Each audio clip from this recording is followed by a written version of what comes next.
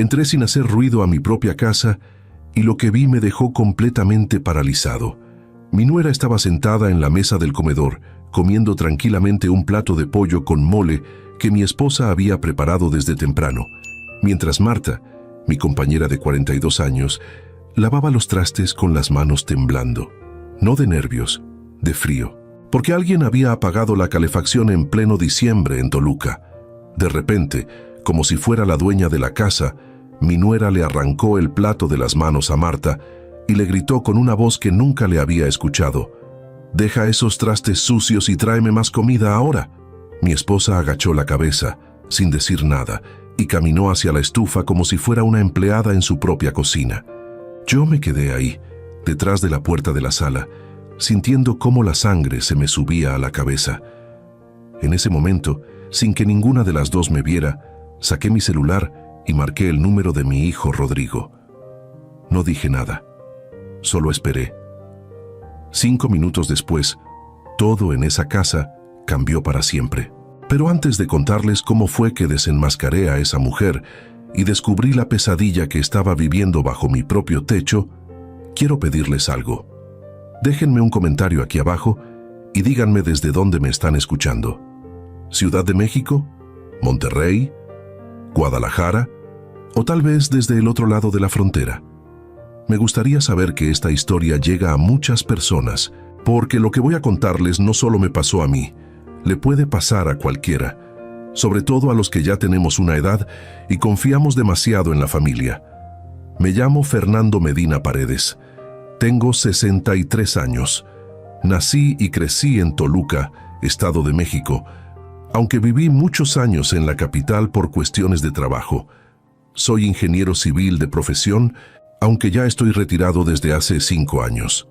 Durante más de 30 años trabajé en obras importantes: puentes, carreteras, edificios corporativos. Gané bien, muy bien. No voy a presumir, pero sí voy a ser honesto. Tengo propiedades. 3 casas, una aquí en Toluca donde vivo con Marta, otra en Cuernavaca que rentamos, y una más pequeña en Querétaro que era de mis padres. Tengo inversiones en bancos, algunas acciones, 2 terrenos en zona de crecimiento y un fondo de retiro bastante sólido. No soy millonario, pero tampoco tengo que preocuparme por el dinero. Trabajé duro toda mi vida para darles a mis hijos lo que yo nunca tuve. Marta y yo nos casamos jóvenes. Ella tenía 20 años, yo 21. Tuvimos 2 hijos, Rodrigo, que ahora tiene 38, y Fernanda, de 35. Rodrigo estudió administración de empresas y desde hace 10 años maneja una empresa de logística que le va bastante bien. Fernanda es diseñadora gráfica, vive en Querétaro con su esposo y sus 2 niños. Siempre fuimos una familia unida, o eso creía yo. Rodrigo se casó hace 6 años con una mujer llamada Daniela. Cuando me la presentó no me cayó mal. Era educada, guapa, hablaba bien. Venía de una familia de clase media de Puebla. Trabajaba en recursos humanos de una empresa transnacional. Todo parecía estar bien. Marta estaba feliz de tener una nuera. Yo también. Les ayudamos con el enganche de su departamento. Les regalamos muebles, los invitábamos a comer cada domingo. Éramos, como se dice, una familia normal. Pero hace un año, algo empezó a cambiar. Todo comenzó cuando Rodrigo perdió un contrato grande en su empresa. No quebró, pero sí tuvo que recortar personal y ajustar gastos. Daniela, por su parte, renunció a su trabajo. Dijo que estaba cansada, que quería emprender, que necesitaba un respiro. Rodrigo me lo contó con cierta preocupación, pero yo le dije que no se agobiara, que el dinero iba y venía, que lo importante era la salud y la familia. Incluso les presté una cantidad considerable para que cubrieran algunos meses mientras se estabilizaban. Fue un préstamo, no un regalo. Eso quedó claro. Firmamos un pagaré, todo legal. Desde ese momento, Daniela empezó a frecuentar más nuestra casa. Al principio parecía normal. Venía a comer, a platicar con Marta, a veces se quedaba a ver la tele. Pero después comenzó a llegar sola, sin Rodrigo. Decía que él estaba ocupado, que tenía juntas, que andaba fuera de la ciudad. Y Marta, que siempre ha sido muy noble, la recibía con los brazos abiertos. Le preparaba comida, la escuchaba, la aconsejaba. Yo en ese entonces todavía salía seguido. Iba al club a jugar dominó con mis amigos, visitaba las propiedades, hacía trámites. No estaba todo el tiempo en casa. Pero hace como 4 meses empecé a notar cosas raras. Un día llegué temprano de una cita con el contador y encontré a Daniela sentada en el estudio de la casa. Mi estudio, donde tengo mi escritorio, mis documentos, mis archivos personales. Ella estaba frente a la computadora. Cuando me vio, cerró la pantalla rápido y me dijo que Marta le había pedido que buscara una receta en internet. Me pareció extraño, porque la computadora del estudio es mía, y en la sala hay una laptop que usamos para esas cosas.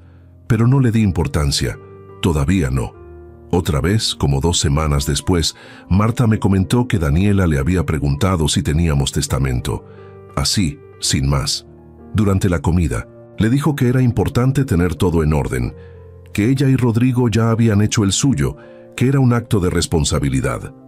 Marta me lo contó como algo curioso, sin darle mayor peso. Pero a mí se me hizo raro. ¿Por qué una mujer de 32 años está tan interesada en el testamento de sus suegros? Después vinieron las preguntas sobre las propiedades. Que si la casa de Cuernavaca estaba a nombre de los dos, que si los terrenos tenían escrituras, que si habíamos pensado en vender algo porque el mercado estaba bien ahorita. Yo le contestaba con amabilidad, pero cada vez me incomodaba más. No era normal. No para alguien que supuestamente solo venía a acompañar a su suegra. Entonces pasó algo que me prendió los focos de verdad.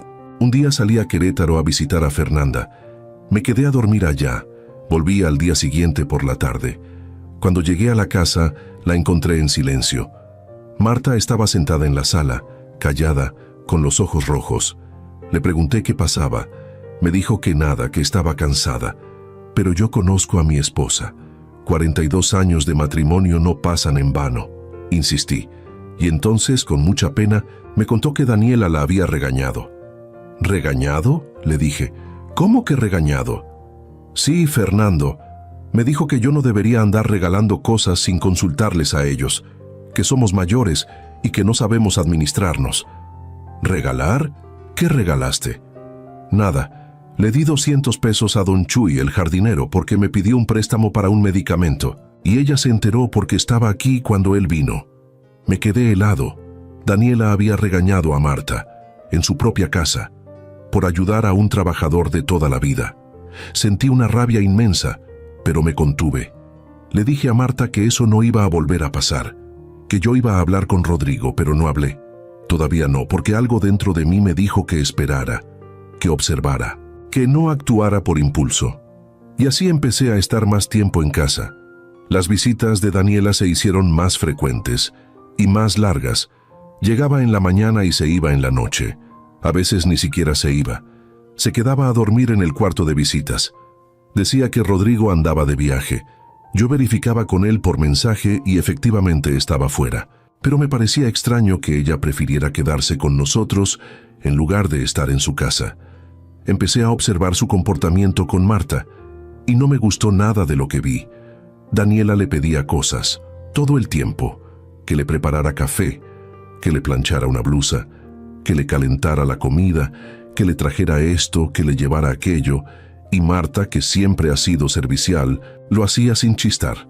Pero yo veía su cara, veía el cansancio, veía la incomodidad, y un día la vi temblar. Fue exactamente 3 semanas antes del día en que entré a la casa y lo vi todo. Daniela estaba sentada en el comedor, hablando por teléfono. Marta lavaba los trastes. Yo estaba en la sala leyendo el periódico. De repente escuché que Daniela levantaba la voz. «No, mamá, ya te dije que no voy a volver a trabajar. ¿Para qué? Rodrigo ya tiene cómo mantenernos, y aparte sus papás tienen un chorro de dinero. Ya después vemos». Se me erizó la piel. «Ya después vemos». ¿Qué significaba eso? Esa noche, cuando Daniela se fue, hablé con Marta. «¿Tú has notado algo raro en ella?», le pregunté. Marta tardó en contestar. «A veces siento que me trata como si fuera su sirvienta, Fernando, pero no quiero causar problemas. Es la esposa de Rodrigo. Eso no le da derecho a tratarte mal. Esta es tu casa. Tú eres la señora de esta casa. Lo sé, pero no quiero que Rodrigo se moleste conmigo. Rodrigo no se va a molestar. Él te quiere. Y si le digo lo que está pasando, él va a poner un alto. Pero Marta me pidió que no dijera nada. Todavía. Me pidió que esperara. Que tal vez era solo una mala racha. Que Daniela estaba estresada por la situación económica de ellos. Acepté. Pero decidí investigar por mi cuenta. Al día siguiente, después de que Daniela se fue, revisé mi escritorio. Todo estaba en orden, pero noté algo. Uno de los cajones estaba ligeramente abierto. Yo siempre los dejo cerrados. Siempre. Abrí el cajón. Adentro estaban mis documentos importantes. Escrituras, contratos, pólizas de seguro. Todo seguía ahí. Pero algo estaba fuera de lugar. Las carpetas estaban en orden diferente. Alguien había revisado mis documentos. Esa misma tarde, sin decirle nada a nadie, fui a mi banco. Pedí un reporte de movimientos de los últimos 6 meses. Todo estaba normal.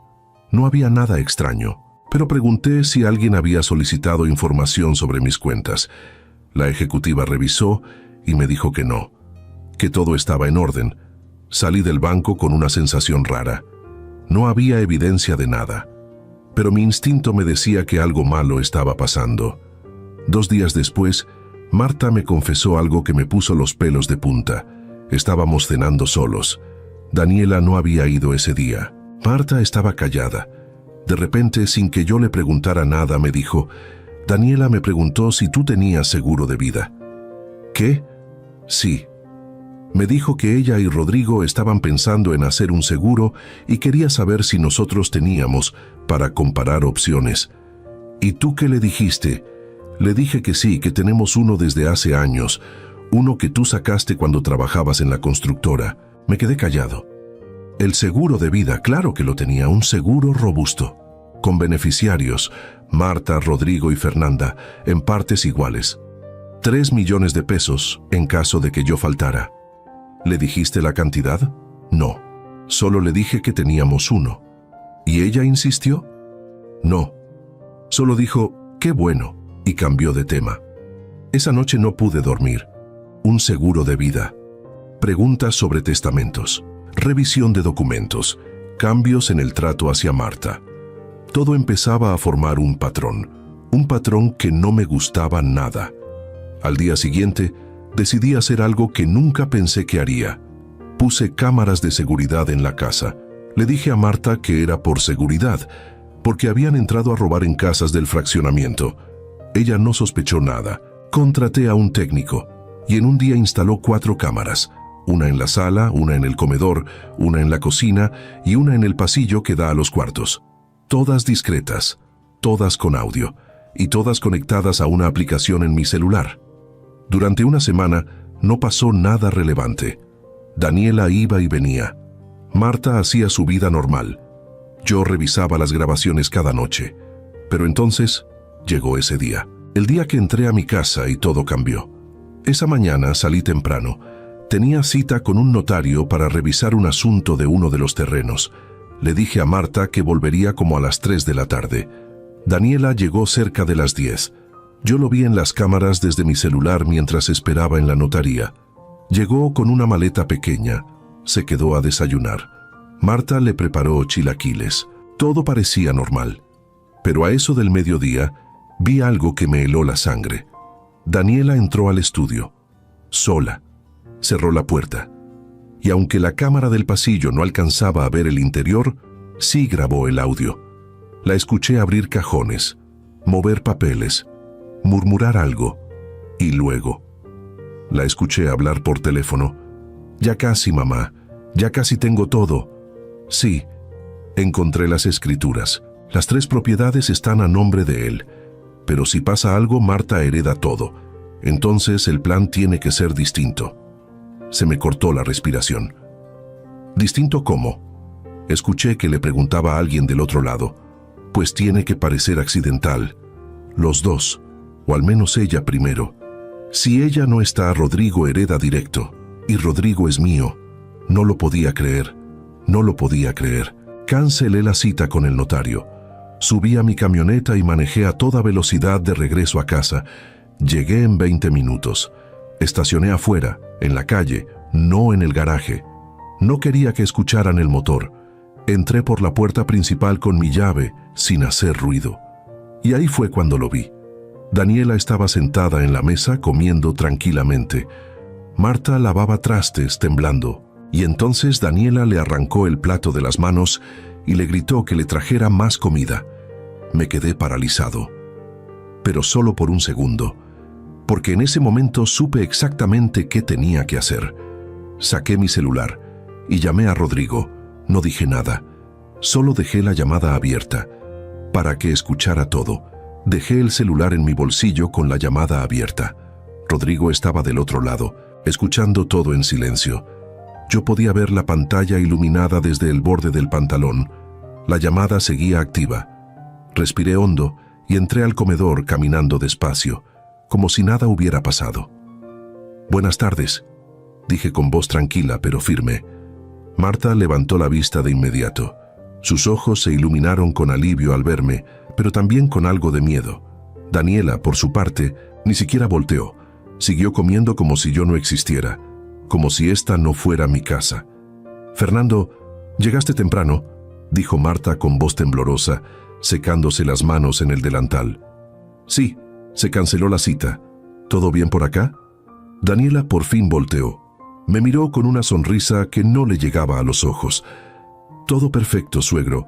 Marta me estaba preparando una comida deliciosa. Es tan buena anfitriona».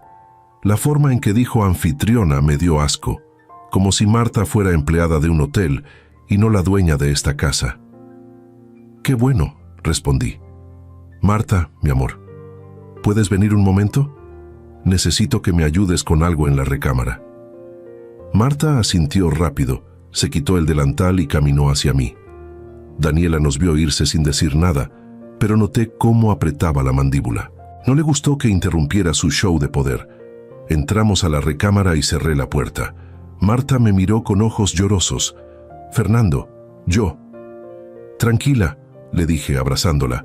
«Ya sé todo, ya sé lo que está pasando y te prometo que esto se acaba hoy. ¿Qué vas a hacer? Lo que debí hacer hace semanas, pero necesito que confíes en mí. ¿Puedes hacer eso?» Ella asintió, temblando entre mis brazos. La besé en la frente y le dije que se quedara ahí, que no saliera hasta que yo le avisara. Salí de la recámara y volví al comedor. Daniela seguía comiendo, ahora viendo su celular con una sonrisa burlona en los labios. Me senté frente a ella. «Daniela, necesito hablar contigo». Ella levantó la vista todavía con esa sonrisa falsa. «Claro, suegro. Dime, quiero saber por qué estás tratando así a Marta». La sonrisa se le borró de inmediato. «¿Perdón? Lo que oíste. ¿Por qué le gritas? ¿Por qué la tratas como si fuera tu sirvienta?» Daniela dejó el tenedor en el plato y se recargó en la silla, cruzándose de brazos. «No sé de qué me hablas, Fernando. Yo no le he gritado a nadie». «Yo te vi y te escuché. Hace 5 minutos le arrebataste un plato de las manos y le gritaste que te trajera más comida». «Ah, eso», se rió. «Estaba jugando. Marta sabe que yo soy así. No tiene nada de malo». «¿Jugando?» Sentí cómo la rabia me subía por el pecho. «Marta no es tu juguete, es mi esposa, y esta es su casa». Daniela me miró con una expresión que nunca le había visto. Fría, calculadora, totalmente diferente a la mujer educada que conocí hace 6 años. «Mira, Fernando, no sé qué te dijo Marta, pero ella exagera mucho. Yo vengo aquí a hacerle compañía porque ustedes están solos. Rodrigo trabaja todo el día. Yo podría estar en mi casa, tranquila, pero vengo a cuidarlos». «¿Cuidarnos?», me incliné hacia adelante. «¿O a revisar mis documentos?». Se puso pálida. Solo un segundo. Pero fue suficiente. «No sé de qué hablas. El cajón de mi escritorio, las carpetas que moviste, las escrituras que revisaste. Yo nunca. Y la llamada que hiciste hoy, desde mi estudio, hace 2 horas». Se quedó completamente callada. Sus ojos se movían rápido, buscando una salida, una excusa, pero yo ya no iba a dejar que mintiera. ¿Qué dijiste?, continué. Ah, sí, ya me acuerdo. Tiene que parecer accidental. Los dos, o al menos ella primero. Daniela se levantó de golpe, tirando la silla. Estás loco. No sé qué escuchaste o qué te inventaste, pero estás completamente loco. Tengo grabaciones, Daniela. Cámaras con audio. En toda la casa. Su cara pasó del enojo al terror en un segundo. Abrió la boca, pero no salió ninguna palabra. ¿Creías que no me iba a dar cuenta? ¿Que iba a dejar que lastimaras a Marta? ¿Que me iba a quedar callado mientras tú y quien sea que esté ayudándote planeaban hacernos daño para quedarse con nuestro dinero? Yo no planeé nada. No me mientas, grité, y mi voz retumbó en toda la casa. Escuché todo. Sé exactamente lo que estabas planeando. Daniela retrocedió con las manos temblando, pero entonces su expresión cambió. De nuevo esa frialdad, esa máscara se cayó completamente. Está bien, dijo con voz tranquila, casi indiferente. ¿Y qué vas a hacer? ¿Llamar a la policía? ¿Decirles qué? ¿Que tu nuera habló por teléfono? No hice nada ilegal, Fernando, nada. Entraste a mi estudio sin permiso, revisaste documentos privados, amenazaste la vida de mi esposa. Pruébalo. Sonrió. Las grabaciones no sirven si yo no sabía que me estaban grabando. Es ilegal grabar a alguien sin su consentimiento. Cualquier abogado te lo va a decir. Y sobre la llamada, yo puedo decir que estaba bromeando, que estaba hablando de una película, de un libro, de lo que sea. Me quedé callado porque tenía razón. Legalmente, todavía no había hecho nada que la pudiera meter a la cárcel, pero yo no iba a dejar que se saliera con la suya. Tienes razón, le dije. Todavía no hiciste nada, pero yo sí voy a hacer algo. ¿Ah, sí? ¿Qué? Voy a hablar con Rodrigo. Le voy a contar todo, y vas a salir de esta casa ahora mismo. Daniela soltó una carcajada real, llena de burla. ¿Rodrigo? ¿Crees que Rodrigo te va a creer a ti y no a mí? Ay, Fernando, qué ingenuo eres. Rodrigo hace lo que yo le digo. Siempre lo ha hecho. Si yo le digo que tú estás inventando cosas porque estás celoso de nuestra relación, me va a creer. Si le digo que Marta está senil y que tú también, me va a creer. Porque él me ama. Y ustedes solo son sus padres viejos. Esas palabras me dolieron más que cualquier golpe físico, pero no iba a dejar que me viera débil. Pues vas a tener que decirle todo eso a la cara, respondí, porque él está escuchando esta conversación desde hace 10 minutos. Saqué el celular de mi bolsillo y se lo mostré. La llamada seguía activa. 10 minutos y 43 segundos. Daniela se quedó completamente helada. Su cara pasó de la burla al pánico absoluto. No. En ese momento, la puerta principal se abrió de golpe. Rodrigo entró como tormenta, con el celular todavía en la mano, la cara roja de rabia y los ojos llenos de lágrimas. ¿Qué demonios es esto, Daniela?, gritó con una voz que nunca le había escuchado. ¿Qué demonios acabas de decir de mis padres? Daniela intentó correr hacia él con las manos extendidas, con esa cara de víctima que seguramente usaba cada vez que necesitaba manipularlo. Amor, no. Escúchame, tu papá está. ¡No me toques! Rodrigo la apartó con el brazo. Escuché todo. Te escuché decir que querías que les pasara algo accidental. Te escuché burlarte de ellos. Te escuché tratarlos como basura. Rodrigo, yo estaba bromeando, No estabas bromeando, y lo sabes, yo te conozco, Daniela. Sé cuándo mientes. Daniela empezó a llorar, pero eran lágrimas falsas, lágrimas de cocodrilo. Yo las reconocí de inmediato. Amor, por favor, déjame explicarte. No hay nada que explicar. Rodrigo temblaba de coraje. ¿Cuánto tiempo llevas haciendo esto? ¿Cuánto tiempo llevas tratando mal a mi mamá? ¿Cuánto tiempo llevas planeando? Lo que sea que estabas planeando. Daniela no respondió. Solo lloraba y lloraba, pero sus ojos estaban vacíos. No había arrepentimiento, solo miedo a las consecuencias. Rodrigo se volteó hacia mí. Papá, perdóname. Perdóname por no darme cuenta, por no venir más seguido, por no... Tranquilo, hijo, le dije, poniendo una mano en su hombro. No es tu culpa. Sí lo es. Debía haber visto las señales, debía haber notado cómo los trataba. Marta salió de la recámara en ese momento. Rodrigo la vio y se le quebró la voz. «Mamá, mamá, perdóname». Marta corrió hacia él y lo abrazó. Los dos lloraron juntos. Yo sentí un nudo en la garganta, pero me contuve. Todavía no era momento de llorar. Todavía no habíamos terminado. Daniela intentó salir de la casa, pero yo me interpuse. «No, tú no te vas hasta que esto se aclare completamente. No puedes retenerme. Eso es secuestro». «No te estoy reteniendo. Solo te estoy pidiendo que te quedes hasta que llegue alguien». «¿Quién?». En ese momento sonó el timbre. Abrí la puerta. Era el licenciado Héctor Mendoza, mi abogado de toda la vida. Lo había llamado una hora antes, cuando escuché la grabación de Daniela hablando por teléfono. Le pedí que viniera de inmediato. Y ahí estaba. «Buenas tardes, Fernando», dijo Héctor, entrando con su portafolio de piel. «¿Esta es la situación de la que me hablaste?». «Exactamente». Héctor miró a Daniela, luego a Rodrigo, luego a Marta. Evaluó todo en 2 segundos. «Muy bien, vamos a sentarnos todos y vamos a hablar con calma. Porque esto se puede resolver de 2 formas, por las buenas o por las malas, y les conviene a todos que sea por las buenas». Daniela seguía parada junto a la puerta, temblando. Rodrigo la miraba con una mezcla de tristeza y asco.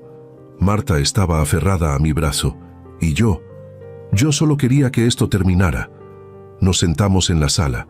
Héctor abrió su portafolio y sacó una grabadora. «Con el permiso de todos voy a grabar esta conversación. Es legal porque todos los presentes están siendo notificados. ¿Alguien se opone?». Nadie dijo nada. «Perfecto». Héctor presionó el botón. «Hoy, 13 de diciembre, estamos reunidos en el domicilio del señor Fernando Medina Paredes. Presentes, Fernando Medina, Marta Paredes, Rodrigo Medina Paredes y Daniela». Hizo una pausa. «Disculpa, ¿cuál es tu apellido completo?». «Rojas Fernández», murmuró Daniela. «Daniela Rojas Fernández». «Perfecto. Señor Fernando, ¿podría explicarme brevemente la situación?». Le conté todo, desde las primeras señales hasta la grabación de hoy. Héctor tomaba notas sin interrumpir. Cuando terminé, se volteó hacia Daniela. «Señora Daniela, ¿tiene algo que decir al respecto?». Daniela se quedó callada. «Señora, le conviene hablar, porque hasta ahora lo único que tenemos son indicios. Pero si usted no colabora, vamos a tener que tomar medidas legales más severas. Y créame, usted no quiere eso». Daniela levantó la vista. Sus ojos estaban rojos pero secos. Ya no lloraba. Yo solo quería asegurarme de que Rodrigo y yo estuviéramos bien, económicamente. Él perdió mucho dinero con su empresa y yo. «Y entonces decidiste investigar el patrimonio de tus suegros sin su consentimiento», interrumpió Héctor. «No fue así». «Entonces, ¿cómo fue?».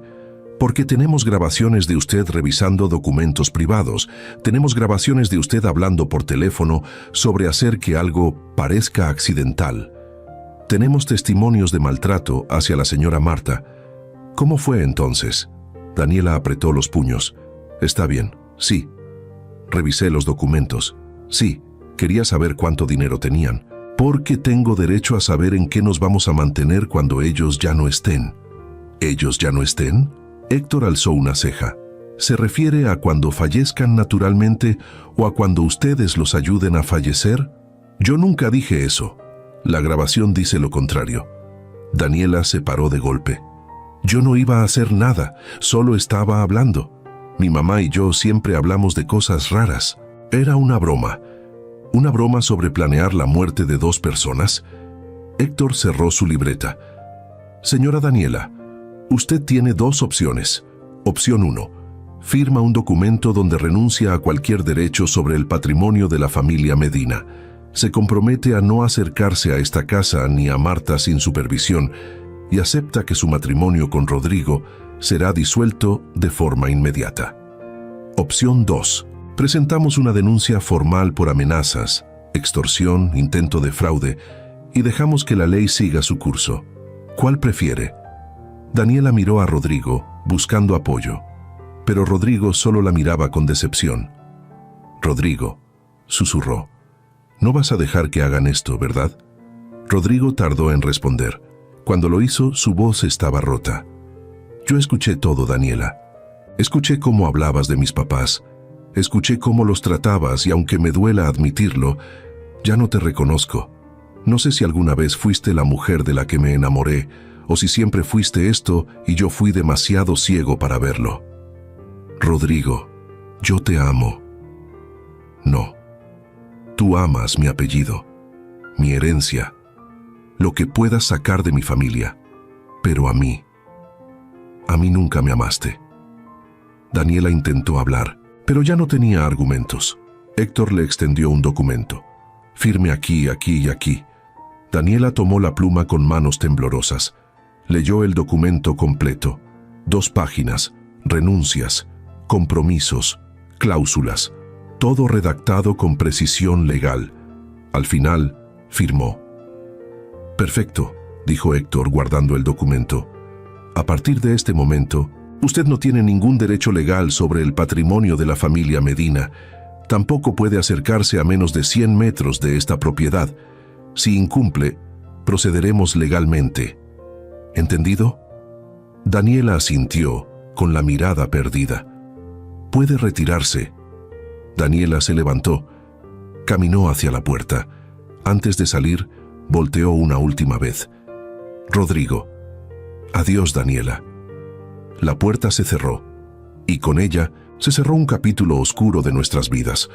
Pero no todo había terminado, porque al día siguiente descubrí algo que me hizo entender que Daniela no actuaba sola. Esa noche, después de que Héctor se fuera y Rodrigo se quedara a dormir con nosotros, revisé las grabaciones completas de las cámaras. Quería ver todo, entender todo. Necesitaba saber hasta dónde llegaba la traición. Encontré algo perturbador. 3 semanas atrás, Daniela había traído a alguien a la casa. Una mujer de unos 50 años.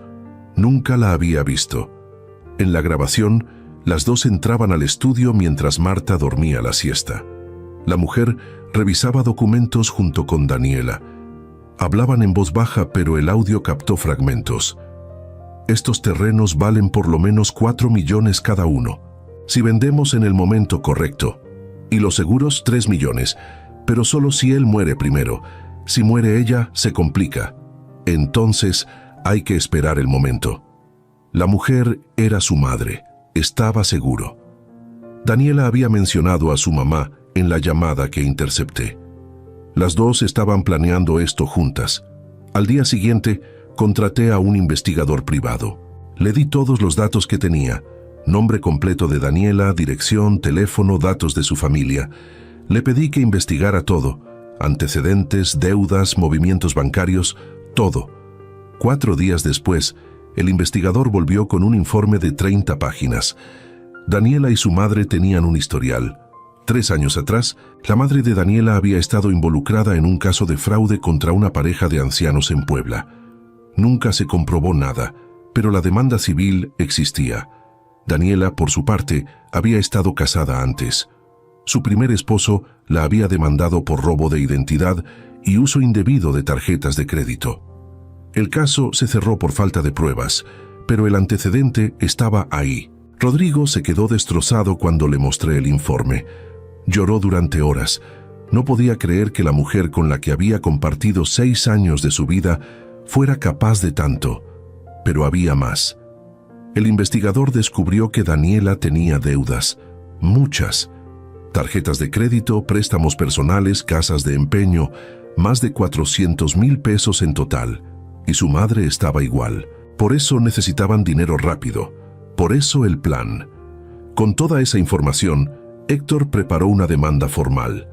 No solo contra Daniela, sino también contra su madre por asociación delictuosa y conspiración para cometer fraude. La presentamos ante el Ministerio Público, y aunque sabíamos que el proceso sería largo, al menos teníamos evidencia sólida. Rodrigo inició el proceso de divorcio esa misma semana. No hubo reconciliación, no hubo intentos de arreglar las cosas. Daniela contrató un abogado, pero con el documento que había firmado, no tenía mucho que hacer. El divorcio se declaró en 3 meses. Mientras tanto, la investigación del Ministerio Público avanzaba. Daniela y su madre fueron citadas a declarar varias veces. Intentaron negar todo, pero las grabaciones eran contundentes. El peritaje confirmó que las voces en los audios eran de ellas. Los documentos del estudio tenían huellas dactilares de Daniela. Todo encajaba. 6 meses después del día en que entré a mi casa y lo vi todo, el juez dictó sentencia. Daniela, 3 años de prisión por intento de fraude, amenazas y violación de domicilio. Su madre, 4 años por asociación delictuosa y fraude en grado de tentativa. Además, ambas debían pagar una indemnización de 200,000 pesos a Marta por daño moral y psicológico. No cumplieron la sentencia completa en prisión, salieron bajo fianza después de 1 año, pero quedaron con antecedentes penales, y eso era suficiente para mí, porque sabía que nunca más podrían hacerle daño a nadie de mi familia. Rodrigo tardó mucho en recuperarse. Dejó de venir a la casa durante meses, no porque estuviera enojado con nosotros, sino porque no podía enfrentar el lugar donde todo había pasado. Fue a terapia. Lloró mucho, pero poco a poco sanó. Marta también sufrió. Tuvo pesadillas durante semanas. Soñaba que Daniela entraba a la casa en la noche, que le hacía daño, que yo no llegaba a tiempo, pero con el tiempo las pesadillas se fueron y volvió a ser la mujer fuerte que siempre conocí. Yo aprendí muchas cosas. Aprendí que la familia no siempre es sinónimo de lealtad, que hay personas capaces de cualquier cosa por dinero, que no importa cuánto ames a alguien, siempre debes estar atento, siempre debes proteger lo que es tuyo, y aprendí que el silencio es cómplice. Si yo no hubiera actuado ese día, si me hubiera quedado callado, si hubiera ignorado las señales, tal vez hoy no estaría contando esta historia. Tal vez hoy sería otra víctima más. Por eso les digo a todos los que me están escuchando, no ignoren su instinto. Si algo se siente mal, probablemente lo es. Si alguien en su familia, por más cercano que sea, empieza a comportarse extraño, investiguen, pregunten, no se queden callados, porque el dinero atrae a las personas equivocadas, y a veces esas personas están más cerca de lo que creen. Han pasado 2 años desde aquel día en que entré a mi casa y descubrí la verdadera cara de Daniela. 2 años en los que nuestra familia cambió por completo. No todo fue malo. De hecho, algunas cosas mejoraron, pero el camino hasta aquí no fue fácil y todavía quedaban secretos por descubrir. Secretos que me harían entender que lo que vivimos fue apenas la punta del iceberg. Después de la sentencia pensé que todo había terminado, que Daniela y su madre pagarían su condena, que nosotros seguiríamos con nuestras vidas y que esta pesadilla quedaría como un mal recuerdo. Pero me equivoqué. 3 meses después de que Daniela saliera bajo fianza, empezaron a pasar cosas extrañas. Primero fue una llamada anónima. Yo estaba en el jardín podando los rosales cuando sonó mi celular. Número desconocido. Normalmente no contesto esas llamadas, pero algo me hizo responder. Bueno, dije. Silencio. Solo respiración del otro lado. ¿Quién habla?, insistí. Entonces escuché una voz de mujer, ronca, distorsionada, como si hablara a través de un pañuelo. Fernando Medina. ¿Crees que ya ganaste, verdad? Se me heló la sangre. ¿Quién eres? Alguien que sabe mucho de ti y de tu familia. ¿Crees que con meter a la cárcel a Daniela todo se acabó? Pero hay más gente involucrada, mucha más. ¿De qué hablas? Ya lo sabrás. Cuídate, Fernando, y cuida a Marta, porque los accidentes pasan cuando menos te lo esperas. Colgaron. Me quedé parado ahí, con el celular en la mano, sintiendo cómo el corazón me latía en los oídos. Entré corriendo a la casa y le conté a Marta. Ella se puso pálida. ¿Crees que sea Daniela?, me preguntó. No lo sé, pero voy a averiguarlo. Llamé de inmediato a Héctor, mi abogado. Le conté de la llamada.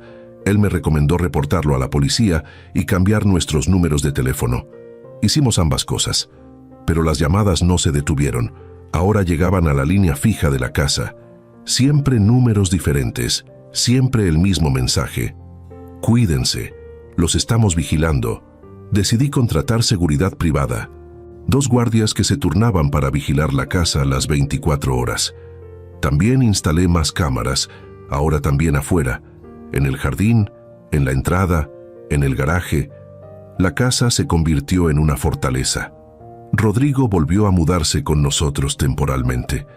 No quería dejarnos solos.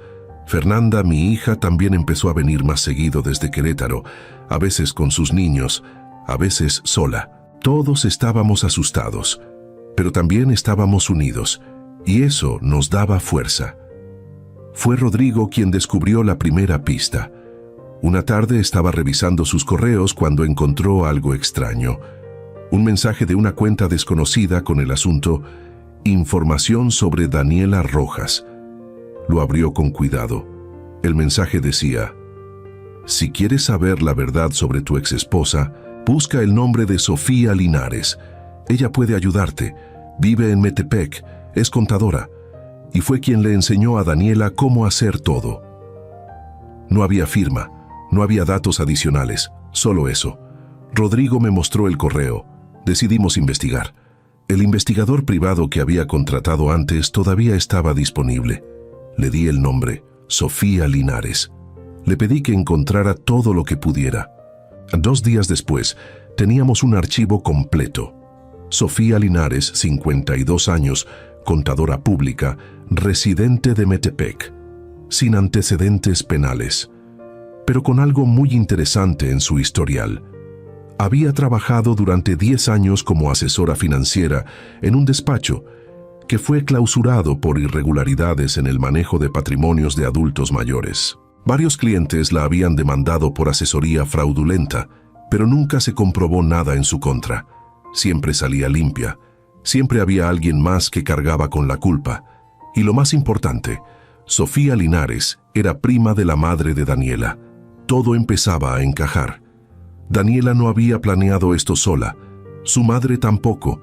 Había toda una red detrás. Una red que se dedicaba a identificar familias con patrimonio, infiltrarse a través de matrimonios o relaciones cercanas y robar todo lo que pudieran. Decidí confrontar a Sofía directamente. Una mañana, sin avisarle a nadie excepto a Héctor, manejé hasta Metepec. Encontré la dirección que el investigador me había dado, un edificio de departamentos de clase media, nada ostentoso. Toqué el timbre del 304.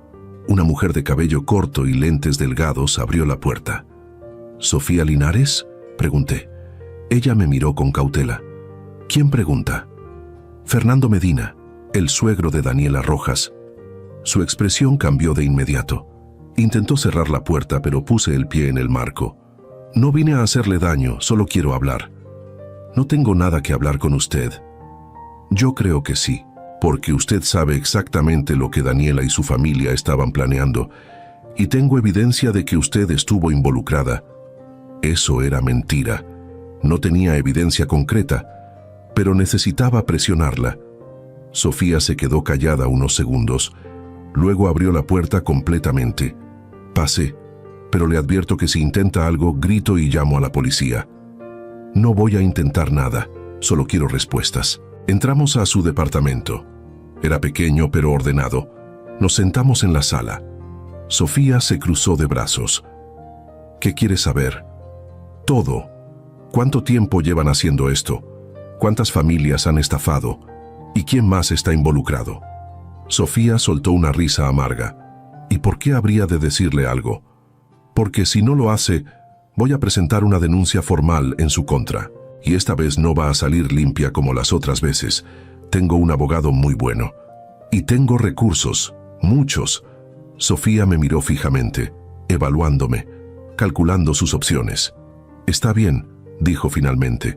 «Le voy a contar, pero no porque tenga miedo, sino porque estoy cansada. Cansada de toda esta mierda». Se levantó, sirvió 2 vasos de agua y se sentó de nuevo. «Yo no planeé nada contra usted», comenzó. «Eso fue idea de mi prima y de Daniela. Yo solo les di asesoría. Les expliqué cómo funcionan los patrimonios, las herencias, los seguros. Nada ilegal, solo información». «¿Información?», la interrumpí. «¿Información sobre cómo matar a 2 personas y quedarse con su dinero?». «Yo nunca dije que mataran a nadie.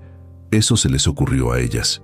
Yo les dije que era una locura, que no funcionaría, que los iban a descubrir, pero no me hicieron caso. ¿Y usted no pensó en denunciarlas? ¿Denunciar a mi propia familia? No soy una santa, señor Medina, pero tampoco soy una asesina. Cuando supe que las cosas se estaban saliendo de control, me alejé. Dejé de contestar sus llamadas, dejé de verlas, pero sabía lo que estaban planeando y no hizo nada. ¿Y qué podía hacer? ¿Ir con la policía y decir qué? Que mi prima y su hija estaban hablando de planes hipotéticos. No tenía pruebas, solo conversaciones. Usted es cómplice. Legalmente, no. Moralmente, tal vez. Pero yo no hice nada directo contra usted. Me quedé callado, procesando lo que decía. Parte de mí quería gritarle, culparla, hacerla pagar. Pero otra parte sabía que tenía razón. Sin pruebas concretas de su participación, no podía hacer mucho. «Hay más gente involucrada, ¿verdad?», pregunté. Sofía asintió lentamente.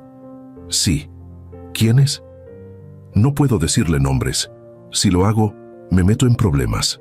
Problemas grandes». «Ya está metida en problemas, Sofía, y lo sabe». Ella suspiró profundo. «Hay un grupo. No es una organización formal, pero funciona como tal.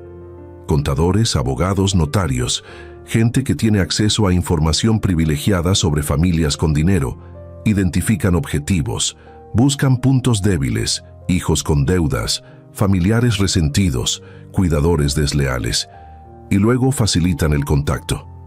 Daniela conoció a Rodrigo porque alguien del grupo le dijo que su familia tenía propiedades. No fue casualidad. Sentí que el piso se abría bajo mis pies. ¿Me está diciendo que mi hijo fue un objetivo planeado? Sí, Daniela no se enamoró de él. Solo vio una oportunidad. La rabia que sentí en ese momento fue indescriptible.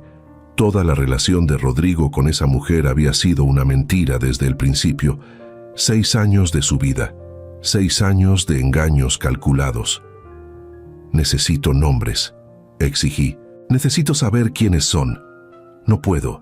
Si hablo me hacen daño, a mí y a mi familia. Y si le ofrezco protección, si la ayudo a testificar sin que nadie la toque». Sofía me miró con tristeza. «Señor Medina, usted no entiende. Estas personas tienen conexiones, tienen dinero, tienen poder, no son delincuentes comunes. Son profesionistas respetados. Si yo hablo, termino en el fondo de un lago. Entonces van a seguir haciendo esto. Van a destruir más familias. Probablemente, pero yo no voy a arriesgar mi vida para detenerlos». Me levanté. Ya no tenía nada más que hablar con ella. «Si cambia de opinión, búsqueme. Todavía puede hacer lo correcto». «Lo dudo», respondió. «Pero gracias por no amenazarme». Salí de ese departamento con más preguntas que respuestas, pero al menos tenía una certeza. Esto era más grande de lo que pensaba, y necesitaba ayuda profesional. Esa misma tarde fui directamente a las oficinas de la Fiscalía Anticorrupción del Estado de México. Pedí hablar con alguien de alto rango. Me atendió una fiscal llamada Lucía Ramírez, una mujer de unos 40 años, seria, con mirada penetrante. Le conté todo, desde el principio. Las amenazas de Daniela, la sentencia, las llamadas anónimas, la conversación con Sofía, todo. La fiscal escuchó sin interrumpir, tomando notas. Cuando terminé, se recargó en su silla. «Señor Medina, lo que me está describiendo suena a una red de fraude organizado. No es la primera vez que escucho sobre esto. Hemos recibido denuncias similares en los últimos 2 años, pero nunca hemos podido comprobar nada porque las víctimas no quieren testificar por miedo. Yo sí quiero testificar y tengo evidencia. Lo sé, y eso es valioso, pero necesitamos más. Necesitamos infiltrarnos en esa red. Necesitamos nombres, cuentas bancarias, documentos. Y para eso, necesitamos que alguien de adentro colabore. Sofía podría hacerlo. ¿La contadora de Metepec? Sí, ella sabe todo, pero tiene miedo. Si ella acepta colaborar bajo protección de testigos, podríamos desmantelar toda la operación. ¿Cree que pueda convencerla? Puedo intentarlo. La fiscal me dio su tarjeta personal. Llámeme cuando tenga algo, y mientras tanto voy a abrir una investigación formal.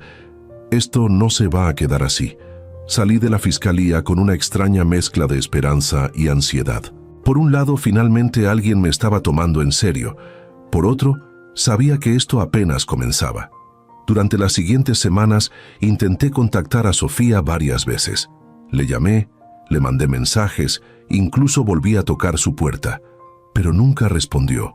Hasta que un día recibí un mensaje de un número desconocido. Acepto hablar, pero con condiciones.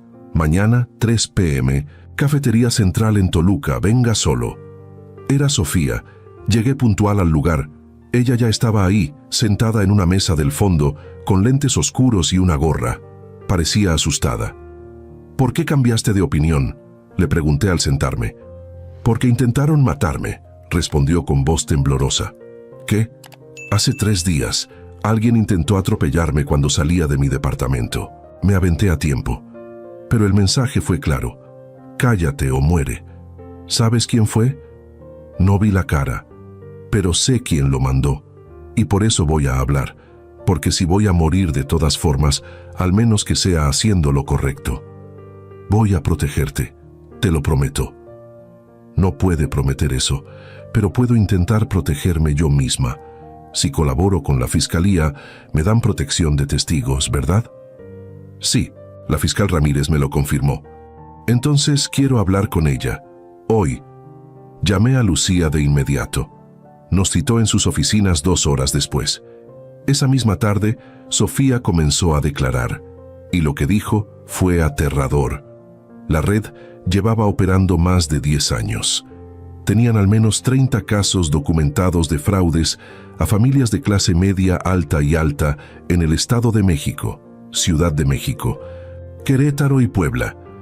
El modus operandi era siempre el mismo: identificar familias con adultos mayores y patrimonio considerable, investigar posibles puntos de entrada, hijos con problemas económicos, nietos ambiciosos, empleados descontentos, infiltrarse a través de relaciones personales, laborales o sentimentales, ganar confianza, acceder a documentos y finalmente vaciar cuentas, vender propiedades o, en casos extremos, provocar accidentes para acelerar herencias. Daniela había sido solo una pieza más de ese tablero. Su madre era operadora activa, Sofía era la asesora técnica, pero había más: notarios que falsificaban documentos, abogados que manipulaban testamentos, médicos que certificaban incapacidades falsas. Era una maquinaria perfectamente aceitada. Y el líder de todo era un hombre llamado Arturo Salinas, abogado corporativo, con oficinas en Santa Fe, respetado en círculos empresariales. Nadie sospecharía de él. ¿Cómo sabes que él es el líder?, preguntó la fiscal. Porque yo le reportaba directamente. Todos lo hacíamos. Él decidía qué familias eran viables, qué estrategias usar, cómo repartir el dinero. Es un genio y un monstruo. ¿Tienes pruebas?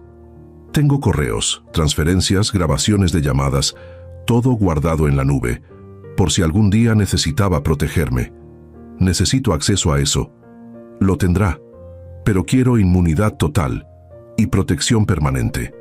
Eso no depende solo de mí, pero voy a hacer todo lo posible. La investigación se convirtió en un caso federal. La Fiscalía General de la República se involucró. Sofía entró a protección de testigos. Rodrigo, Marta y yo también recibimos protección temporal. La casa quedó bajo vigilancia policial permanente. Durante 3 meses no supimos nada. Solo sabíamos que la investigación avanzaba en secreto, que estaban reuniendo evidencia, que estaban preparando órdenes de aprehensión. Y entonces, una mañana de septiembre, sonó mi teléfono. Era la fiscal Ramírez. Fernando, encienda las noticias. Prendí la televisión. En todos los canales la misma noticia. Desmantelan red de fraude a adultos mayores. Más de 20 detenidos, incluyendo abogados, notarios y contadores.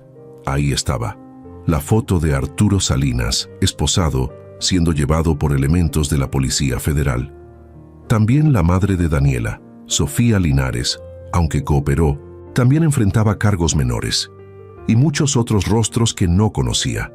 La noticia decía que habían recuperado más de 40 millones de pesos en bienes robados, que habían identificado más de 50 víctimas, que esto era apenas el comienzo de un juicio que podría durar años.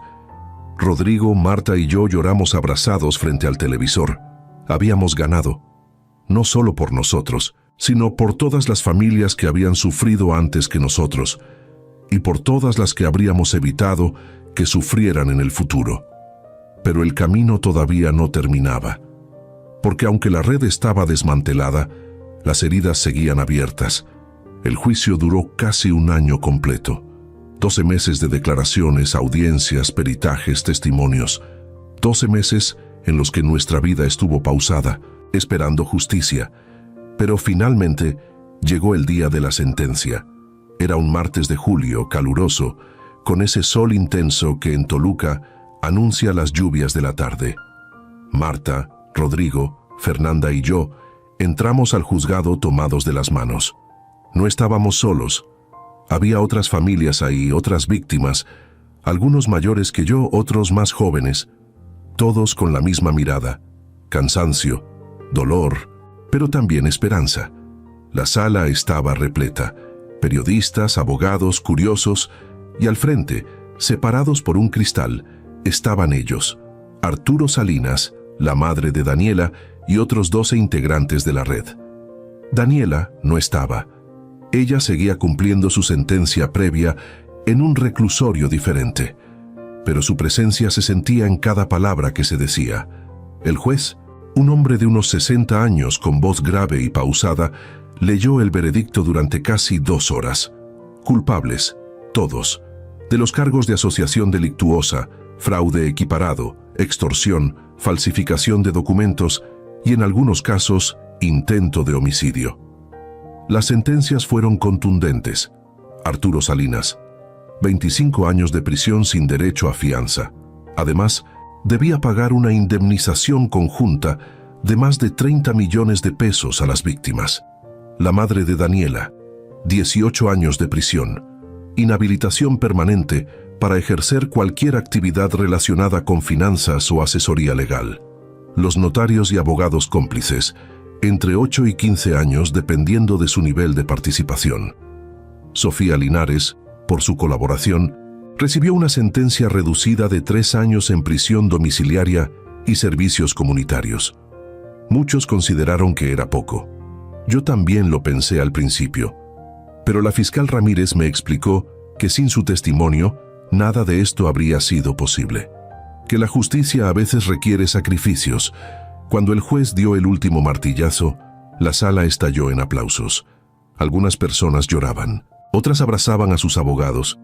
Yo solo abracé a Marta, sentí su cuerpo temblar entre mis brazos, liberando años de miedo, de rabia, de dolor. «Ya pasó, mi amor», le susurré. «Ya pasó». Rodrigo se abrazó a nosotros, Fernanda también, y por primera vez en mucho tiempo sentí paz. Pero la paz no significaba olvido, ni perdón inmediato, porque las heridas que esa gente dejó en nuestras vidas no se borraban con una sentencia. Los meses siguientes fueron de reconstrucción, de terapia, de largas conversaciones nocturnas donde Marta me contaba sus pesadillas y yo le contaba las mías, de sesiones con un psicólogo que nos ayudó a procesar todo lo vivido. Rodrigo tardó más en sanar. Él cargaba con una culpa diferente. La culpa de haber traído a Daniela a nuestras vidas, de no haber visto las señales, de haber puesto en peligro a sus padres. Una noche, como 6 meses después del juicio, Rodrigo vino a la casa.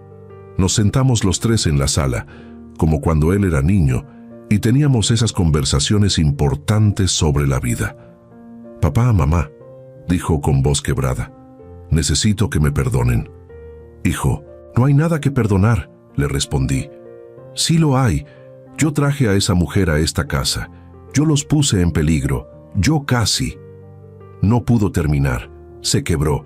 Lloró como no lo había visto llorar desde que era un niño pequeño. Marta se levantó y lo abrazó. «Rodrigo, escúchame bien», le dijo con voz firme. «Tú no sabías. Ninguno de nosotros sabía. Esa mujer nos engañó a todos y lo que pasó no es tu culpa. ¿Me entiendes? No es tu culpa. Pero yo debí protegerlos». «Y lo hiciste», interrumpí. Cuando te llamé ese día, llegaste. Cuando supiste la verdad, actuaste. Nos defendiste. Eso es lo que importa. No lo que Daniela hizo, sino lo que tú hiciste cuando lo descubriste. Rodrigo levantó la vista, con los ojos rojos. ¿De verdad me perdonan? No hay nada que perdonar, hijo. Te amamos y estamos orgullosos de ti. Esa noche, Rodrigo se quedó a dormir en su antigua habitación, y por primera vez en mucho tiempo, los tres dormimos tranquilos. La vida poco a poco volvió a una normalidad diferente. No la de antes, porque esa ya no existía, pero a una nueva normalidad que construimos con paciencia y amor. Marta volvió a sonreír, a invitar amigas a tomar café, a cuidar su jardín de orquídeas que había descuidado durante meses. Yo volví a mis partidas de dominó en el club, aunque ahora era más selectivo con las personas con las que compartía información personal. Rodrigo conoció a alguien nuevo, una mujer llamada Patricia, ingeniera industrial, divorciada, con una hija de 8 años.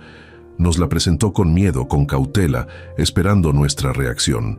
Pero Patricia era diferente, honesta, transparente, con los pies en la tierra. Y lo más importante, no le interesaba nuestro dinero, tenía el suyo propio. Se casaron un año después, en una ceremonia pequeña en el jardín de nuestra casa. Ver a Rodrigo feliz de nuevo, de verdad feliz, fue una de las alegrías más grandes de mi vida. Fernanda también se acercó más. Venía cada mes desde Querétaro con los niños. A veces se quedaban el fin de semana completo. La casa se llenaba de risas infantiles, de carreras por los pasillos, de gritos de «Abuelito, mira esto». Y esos sonidos sanaban cosas que ni siquiera sabía que estaban rotas. 2 años después del juicio, recibí una carta. Venía del reclusorio donde Daniela cumplía su sentencia. El sobre tenía mi nombre escrito a mano, con letra temblorosa. Dudé si abrirla. Marta me dijo que la decisión era mía, que ella respetaría lo que decidiera. La abrí. La carta era corta, 2 páginas. Decía: «Señor Fernando, sé que no tengo derecho a pedirle nada. Sé que lo que hice es imperdonable. Sé que destruí a su familia y que merezco cada día que paso aquí encerrada. No espero que me perdone. No espero que me entienda. Solo quiero que sepa que he pensado mucho en lo que hice. En las noches, cuando no puedo dormir, veo la cara de la señora Marta. Veo el miedo en sus ojos y me odio por haberlo causado. Yo no nací siendo mala, o al menos eso quiero creer, pero crecí viendo a mi madre hacer estas cosas. Crecí pensando que la única forma de salir adelante era aprovechándose de los demás. Y cuando conocí a Rodrigo, al principio sí sentí algo por él. Era bueno, era noble. Pero luego mi madre me recordó por qué estaba ahí. Y poco a poco, ese sentimiento se fue muriendo. No justifico nada, solo trato de explicar. He estado en terapia aquí en el reclusorio. La psicóloga me ha ayudado a entender muchas cosas. A ver el daño que causé no solo a ustedes, sino a mí misma. Porque ahora, a los 34 años, estoy sola, sin familia, sin futuro, pagando por decisiones que nunca debí tomar. Si algún día usted o su familia pueden perdonarme, aunque sea un poco, viviré más tranquila. Pero si no pueden, lo entiendo y lo acepto. Gracias por haber sido amable conmigo cuando no merecía amabilidad. Y perdón por todo. Daniela».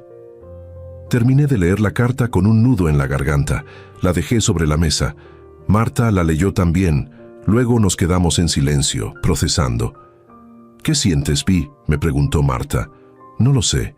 Rabia, tristeza, lástima, todo junto. ¿Crees que es sincera? Creo que quiere serlo, pero no sé si realmente lo es, o si solo está arrepentida porque la atraparon.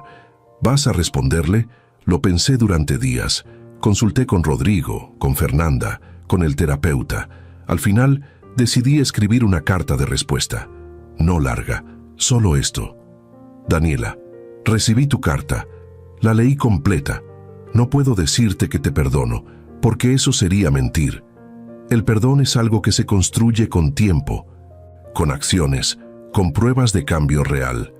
Y desde aquí, desde este lado, no puedo ver si estás cambiando o solo arrepintiéndote de haber sido descubierta. Pero puedo decirte esto: ya no te odio.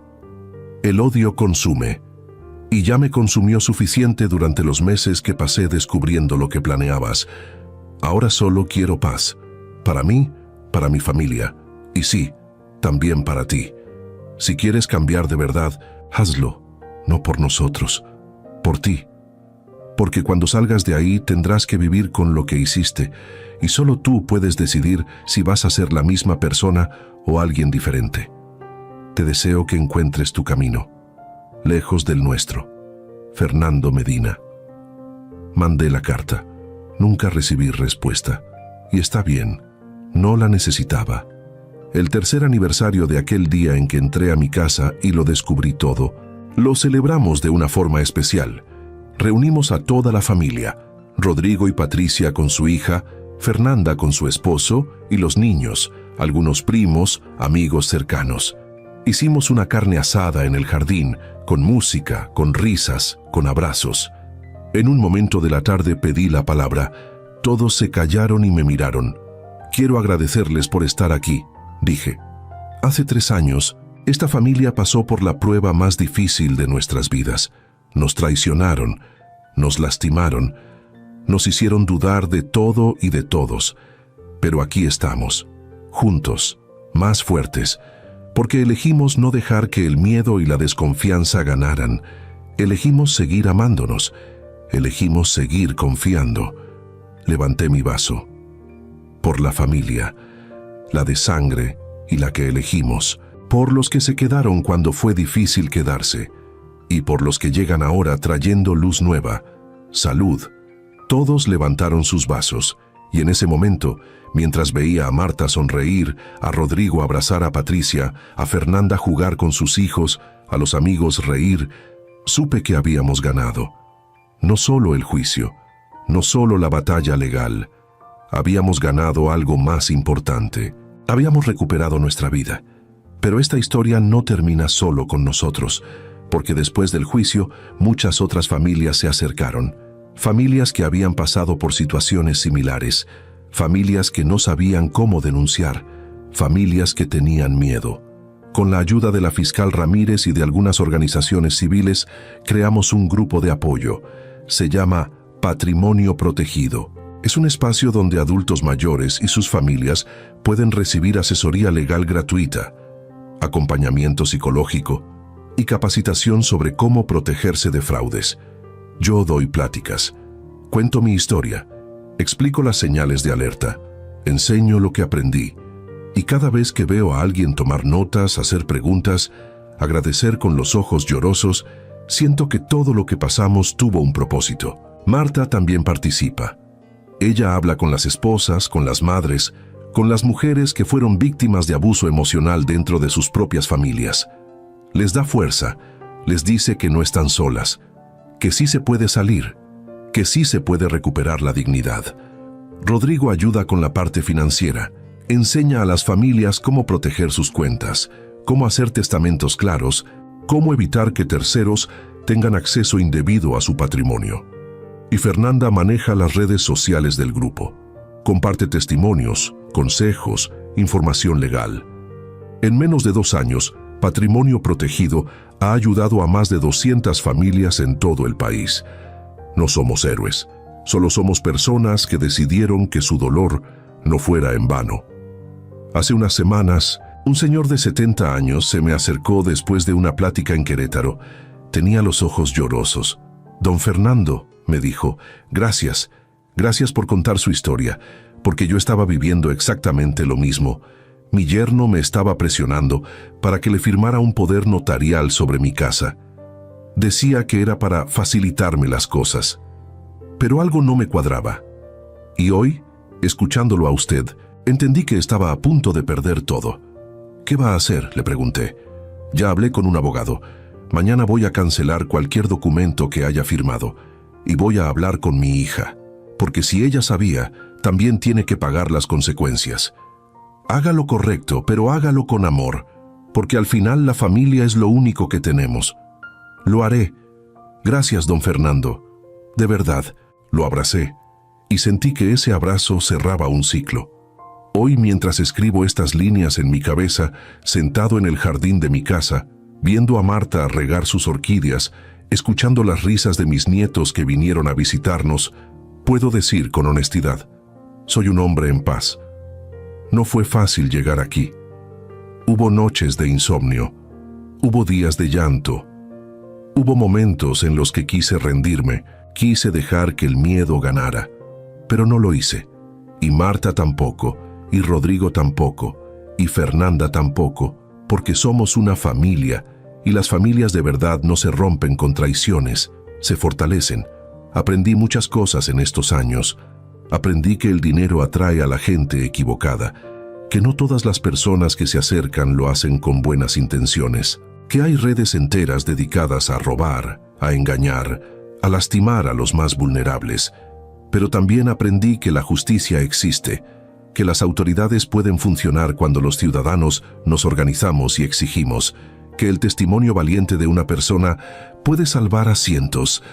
Aprendí que el perdón no es obligatorio, pero que soltar el odio es necesario, que puedes no perdonar a alguien y aún así liberarte de su peso. Y aprendí que la familia verdadera no es solo la de sangre, es la que se queda, la que lucha contigo, la que te abraza cuando todo se desmorona. Si estás escuchando esta historia y estás pasando por algo similar, quiero decirte algo. No estás solo, no te quedes callado, no normalices el maltrato, no ignores las señales. Si alguien en tu familia te trata mal, te presiona por dinero, revisa tus documentos sin permiso, te hace sentir menos, te aísla de otros familiares o peor aún, te amenaza de manera directa o indirecta, actúa, busca ayuda, denuncia, habla con un abogado, instala cámaras, protege tu patrimonio y sobre todo, confía en tu instinto. Si algo se siente mal, probablemente lo es. No importa cuánto ames a esa persona, no importa si es tu hijo, tu hija, tu nieto, tu cuidador, el amor no justifica el abuso, nunca. Hace unos días, Rodrigo me preguntó si alguna vez me arrepentí de haber actuado aquel día, de haber grabado, de haber llamado, de haber confrontado. Nunca, le respondí, porque si no lo hubiera hecho, tal vez hoy no estaríamos aquí. Tal vez hoy estaríamos contando una historia muy diferente, o tal vez no estaríamos contando nada. Rodrigo asintió, y luego me dijo algo que nunca voy a olvidar. Papá, tú me enseñaste que ser hombre no es solo proveer, es proteger, es defender, es pararse firme cuando todo se derrumba. Y ese día tú te paraste firme, y por eso estamos aquí. Me abrazó, y yo lloré, porque a los 65 años uno ya no tiene vergüenza de llorar, y porque esas palabras significaron más que cualquier sentencia judicial. Esta es mi historia, la historia de cómo casi perdí todo, y de cómo lo recuperé. No es una historia con final feliz perfecto, porque las cicatrices siguen ahí, los recuerdos también, y a veces, en las noches, todavía sueño con aquel día en que entré a mi casa y vi a mi esposa temblando. Pero es una historia de supervivencia, de resistencia, de amor que venció al miedo. Y si mi historia puede ayudar, aunque sea a una sola persona, a detectar el peligro a tiempo, a defenderse, a no quedarse callada, entonces todo lo que pasamos valió la pena. Porque al final, no se trata de cuánto dinero tienes, se trata de a quién amas, de quién te ama de verdad, y de tener el valor de defender eso con todo lo que tienes. Hoy miro a Marta, miro a mis hijos, miro a mis nietos, y sé que tomé las decisiones correctas. Entré a mi casa aquel día y todo cambió. Pero no me quebré, no nos quebramos, nos levantamos, peleamos, ganamos y seguimos aquí, juntos, como familia. Esa es la verdadera victoria. Que Dios los bendiga a todos y que nunca tengan que pasar por lo que nosotros pasamos. Pero si les toca, recuerden, ustedes son más fuertes de lo que creen y nunca, nunca están solos. Gracias por escucharme, gracias por estar aquí y por favor cuídense, cuiden a su familia y nunca, nunca ignoren las señales, porque a veces 5 minutos son suficientes para que todo cambie. Para siempre.